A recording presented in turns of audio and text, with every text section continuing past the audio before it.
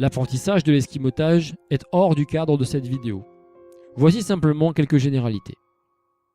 On esquimote grâce à un appui à la surface de l'eau qui permet d'abord de redresser le bateau par une rotation des hanches.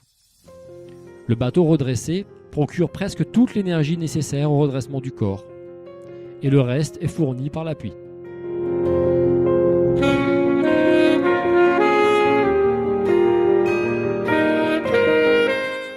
Ici, le pagayeur utilise tout son appui pour redresser son corps, au lieu de remettre le bateau à l'endroit avec ses genoux.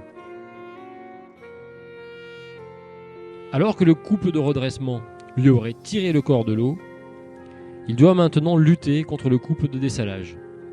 L'esquimotage est raté.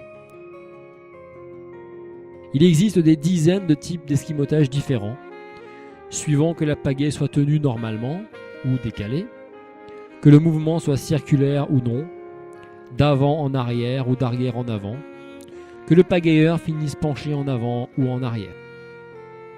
La technique la plus universelle est sans doute le central, que voici. Mais les autres techniques sont intéressantes également. La meilleure technique en esquimotage est celle qui marche. On peut aussi esquimoter avec les mains, ce qui est utile par exemple en kayak polo.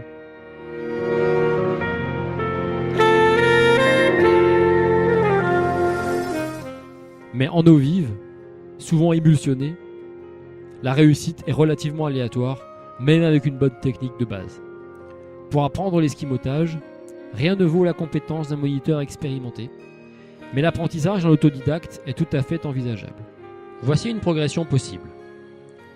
Travail de la rotation des hanches et du redressement, avec un appui de la main sur le bord.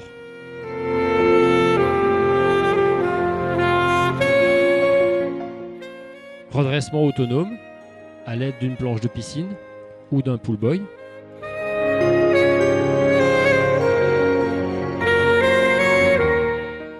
Esquimotage avec appui sur le bord.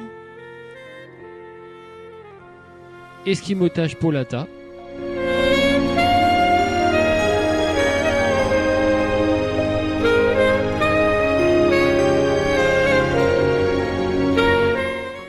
Et enfin, esquimotage central.